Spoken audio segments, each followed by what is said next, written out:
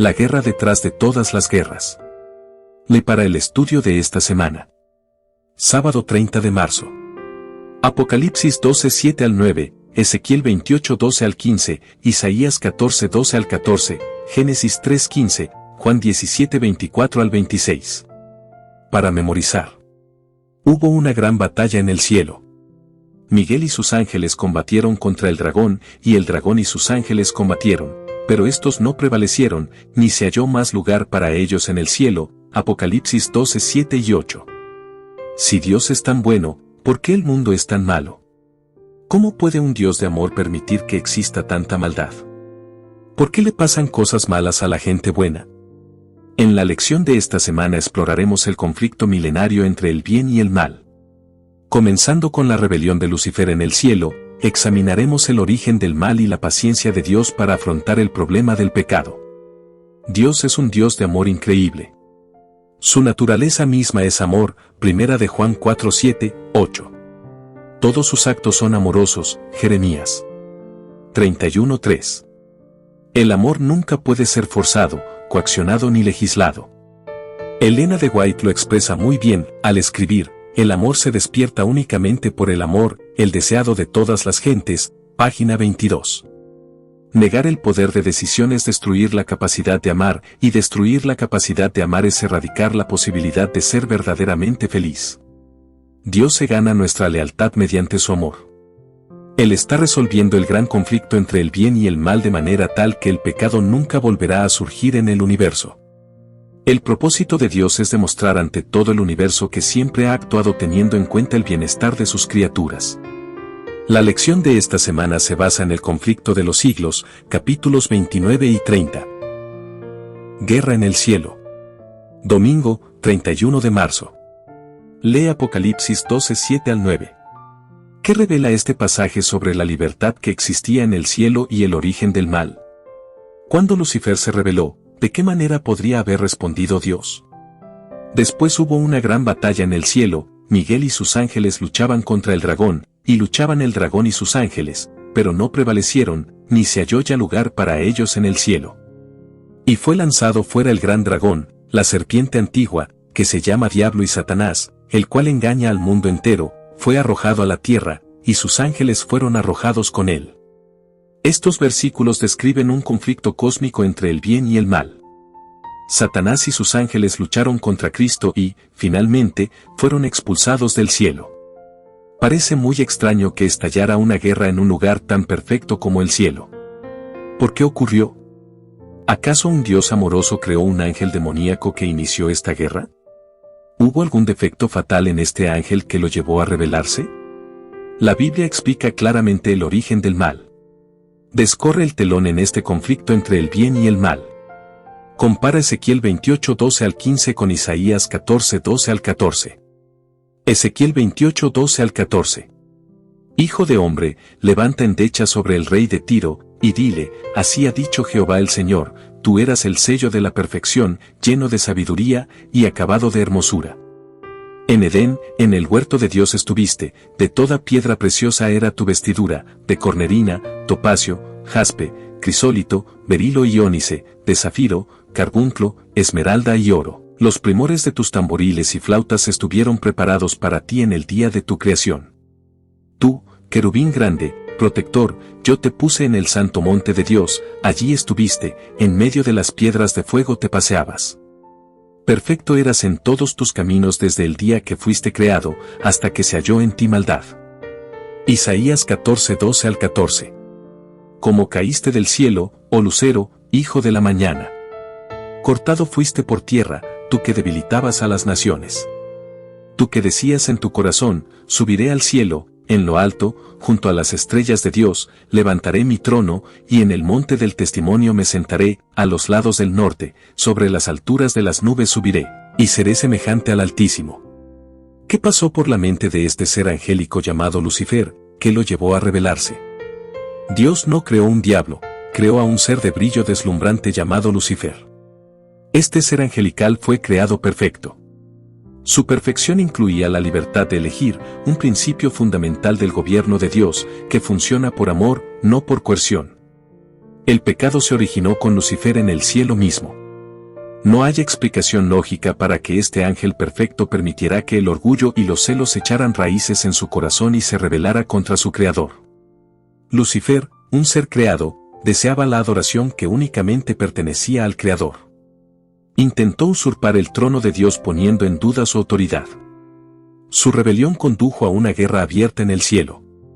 Aunque Dios soportó a Lucifer por mucho tiempo, no podía permitir que echara a perder el cielo con su rebelión. Los concilios celestiales rogaron a Lucifer. El Hijo de Dios le hizo presentes la grandeza, la bondad y la justicia del Creador y la naturaleza sagrada e inmutable de su ley.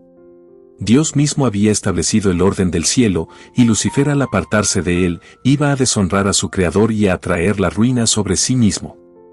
Pero la amonestación dada con un espíritu de amor y misericordia infinitos, solo despertó espíritu de resistencia. Elena de White, El conflicto de los siglos, página 485. ¿Qué lecciones puedes extraer acerca del carácter de Dios al hacer frente al mal? Lucifer engaña, Cristo prevalece. Lunes 1 de abril. No hay explicación lógica para que Lucifer, este ángel perfecto, permitiera que el orgullo y los celos echaran raíces en su corazón y se convirtieran en rebelión contra su Creador. El orgullo de Satanás maduró en abierta rebelión. Acusó a Dios de ser injusto y tendencioso. Contagió a los ángeles con sus dudas y acusaciones. Lee Apocalipsis 12:4. ¿Qué revela este pasaje sobre la capacidad de Satanás para engañar? ¿Cuántos ángeles cayeron por sus mentiras acerca de Dios? Y su cola arrastraba la tercera parte de las estrellas del cielo y las arrojó sobre la tierra. Y el dragón se paró frente a la mujer que estaba para dar a luz, a fin de devorar a su hijo tan pronto como naciese. Apocalipsis 12:4. Cuando estalló la guerra en el cielo, los ángeles tuvieron que decidir. ¿Seguirían a Jesús o a Lucifer? ¿Cuál fue la naturaleza de esta guerra en el cielo? ¿Fue una guerra física, una guerra de ideas o ambas? No conocemos los detalles, pero el conflicto fue lo suficientemente físico como para que Satanás y sus ángeles fueran finalmente arrojados, y no se halló más lugar para ellos en el cielo. Apocalipsis 12:8 y 9. Esta guerra incluye, obviamente, algún tipo de elemento físico. Una cosa es cierta acerca de la guerra en el cielo: cada ángel tenía que decidirse a favor o en contra de Cristo. ¿A quién seguirían? ¿A quién escucharían? Los ángeles leales eligieron ser obedientes a los amorosos mandatos de Cristo, mientras que un tercio de los ángeles escuchó la voz de Lucifer, desobedeció a Dios y se perdió el cielo. También nosotros, en este momento crítico de la historia de la tierra, somos llamados a decidirnos a favor o en contra de Cristo. Nosotros también debemos declarar de qué lado estamos, del de Cristo o del de Satanás. Lee Génesis 2:15 al 17, Éxodo 32:26, Josué 24:15, Primera Reyes 18:20 y 21, y Apocalipsis 22:17. ¿Qué principio fundamental del gran conflicto nos enseñan estos versículos? Cuando Dios creó a la humanidad, incluyó en lo más profundo de nuestro cerebro la capacidad de pensar, razonar y elegir. La esencia de nuestra humanidad es la capacidad de tomar decisiones morales. No somos meros robots. Fuimos creados a imagen de Dios, a diferencia de la creación animal, en nuestra capacidad de tomar decisiones morales y vivir según principios espirituales eternos. Desde la rebelión de Lucifer en el cielo, Dios ha llamado a su pueblo a responder a su amor y a ser obediente a sus mandamientos mediante la decisión de servirlo. ¿Qué lecciones podemos aprender de la batalla en el cielo en relación con nuestra propia batalla personal contra el mal? Si Satanás fue capaz de engañar a estos seres celestiales justos y santos, ¿qué nos dice esto sobre sus malvados intentos de engañarnos a nosotros? El planeta Tierra se ve afectado. Martes, 2 de abril. Cuando Dios creó la Tierra, la creó perfecta. La Biblia dice que contempló todo lo que había hecho, y vio que era bueno en gran manera. Génesis 1:31. No había mancha de pecado ni de maldad en ninguna parte. Pero les dio a Adán y a Eva la misma libertad de elección que le había dado a Lucifer. Él no quería robots en la tierra, así como tampoco quería robots en el cielo. De hecho, se esforzó por dejar en claro esta libertad. Plantó un árbol en el jardín del Edén y lo llamó el árbol del conocimiento del bien y del mal. Se empeñó en hablarles de él, porque quería asegurarse de que supieran que podían elegir. Satanás se acercó al árbol, y cuando Eva se distrajo allí, le dijo, no morirán, sino que Dios sabe que el día que ustedes coman de él se les abrirán los ojos, y serán como Dios, conocedores del bien y del mal. Génesis 3, 4, 5. Si ustedes comen de este árbol, entrarán en una nueva esfera de existencia. Tendrán emoción. Tendrán una sensación que nunca antes habían sentido. Eva, Dios te está ocultando algo. Toma del fruto prohibido y cómetelo. Cuando Eva y luego Adán tomaron esa decisión, abrieron una puerta que Dios quería mantener cerrada para siempre. Era la puerta del pecado, la puerta del sufrimiento, la angustia, la enfermedad y la muerte. Lee Génesis 3:1 al 3 junto con Romanos 3:23 y 5:12. ¿Qué tienen en común estos pasajes? Describe las consecuencias finales del pecado que asolan a toda la raza humana. En esencia, el pecado es rebelión contra Dios. Conduce a la separación de Dios. Puesto que Dios es la fuente de la vida, la separación de Dios conduce a la muerte. También conduce a la preocupación, la ansiedad, la enfermedad y las dolencias. En última instancia, el sufrimiento en nuestro mundo es el resultado de vivir en un planeta devastado por el pecado. Esto no significa que cada vez que sufrimos o enfermamos hayamos pecado. Pero sí significa que cada uno de nosotros se ve afectado por vivir en un planeta asolado por el pecado. Lee Génesis 3:15, Levítico 5:5 y 6, y Juan 1:29. ¿Qué promesa dio Dios a Adán y a Eva en el jardín después de que pecaron, que les daría esperanza en medio de su culpa y desesperación? ¿Qué costumbre estableció Dios en el Edén, que les señalaría la solución al problema del pecado a lo largo de los siglos? El amor encuentra una manera. Miércoles, 3 de abril. Adán y Eva han pecado, y Dios les ha dicho que deben abandonar el jardín. A partir de ahora, el trabajo doloroso y el sufrimiento serán su destino. ¿Tendrán que sufrir y finalmente morir sin esperanza? ¿Es la muerte el final de todo? En ese momento, Dios les hizo la promesa que se registra en Génesis 3:15. Mirando directamente a Satanás, la serpiente, dijo, enemistad pondré entre ti y la mujer, y entre tu descendencia y el descendiente de ella. Tú le herirás el talón, pero él te aplastará la cabeza. Es probable que en aquel momento no hayan comprendido plenamente todo lo que esto significaba, pero les quedó claro que podían volver a tener esperanza. De alguna manera, mediante el descendiente de ella, la mujer, llegaría la redención de ellos. El descendiente de ella, por supuesto, es Jesucristo. Gálatas 3:16. En la cruz, Satanás le hirió el talón. Pero la victoria de Jesús es nuestra garantía de que un día la cabeza de la serpiente será aplastada, y la puerta del sufrimiento y la muerte que Adán y Eva abrieron se cerrará en su momento. Lee Hebreos 2:9, Gálatas 3:13, y 2 Corintios 5:21. ¿Qué nos dicen estos versículos sobre la inmensidad del sacrificio de Cristo en la cruz? ¿Te has preguntado alguna vez si Dios te ama de verdad? Mira la cruz, mira la corona de espinas, mira los clavos en sus manos y sus pies. Con cada gota de sangre que Jesús derramó en el Calvario, Dios te dice, te amo. No quiero estar en el cielo sin ti. Sí, tú has pecado, te has vendido en manos del enemigo, sí, por ti mismo no eres digno de la vida eterna. Pero yo he pagado el rescate para recuperarte.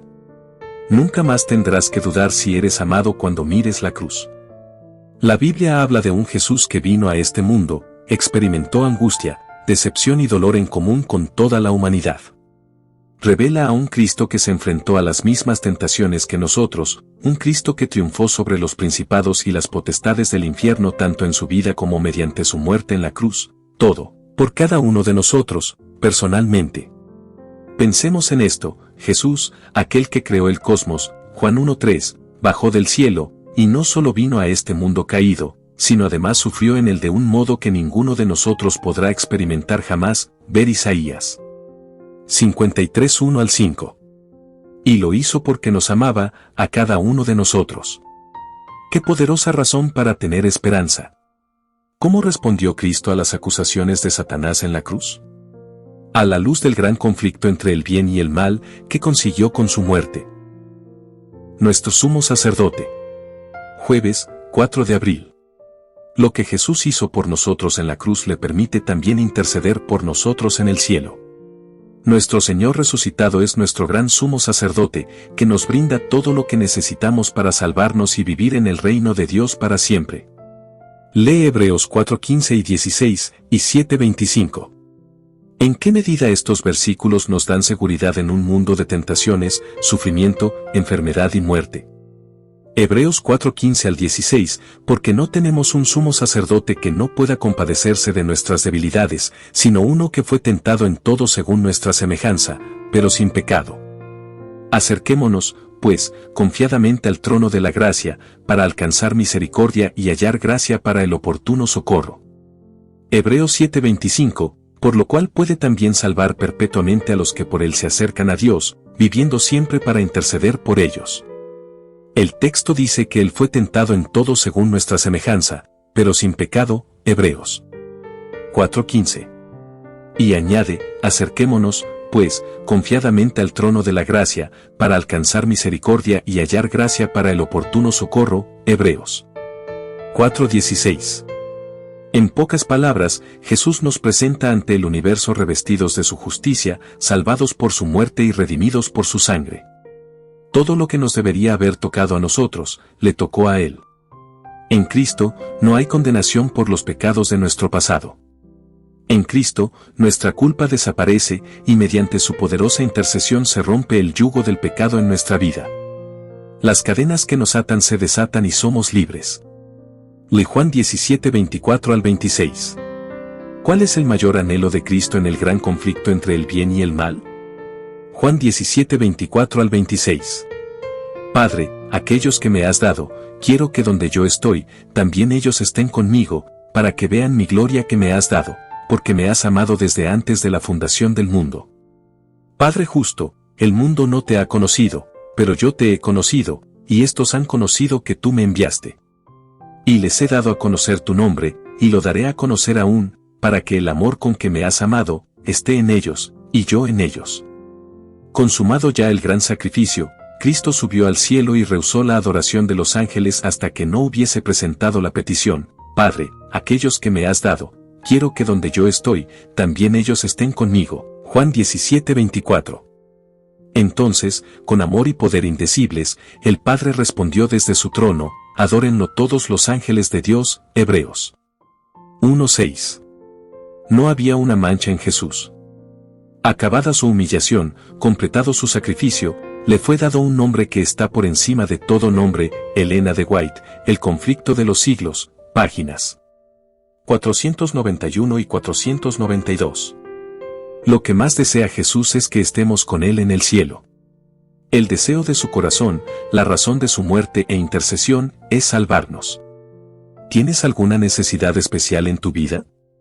Cuéntasela a Jesús. Donde hay dolor, Él trae consuelo. Donde hay miedo, Él trae paz. Donde hay culpa, Él trae perdón. Donde hay debilidad, Él trae fortaleza. ¿Por qué crees que Cristo se sacrificó por nosotros? ¿Qué nos hace tan valiosos para Él? Para estudiar y meditar. Viernes, 5 de abril. Al echar a Satanás del cielo, Dios hizo patente su justicia y mantuvo el honor de su trono. Pero cuando el hombre pecó cediendo a las seducciones del espíritu apóstata, Dios dio una prueba de su amor, consintiendo en que su Hijo unigénito muriese por la raza caída.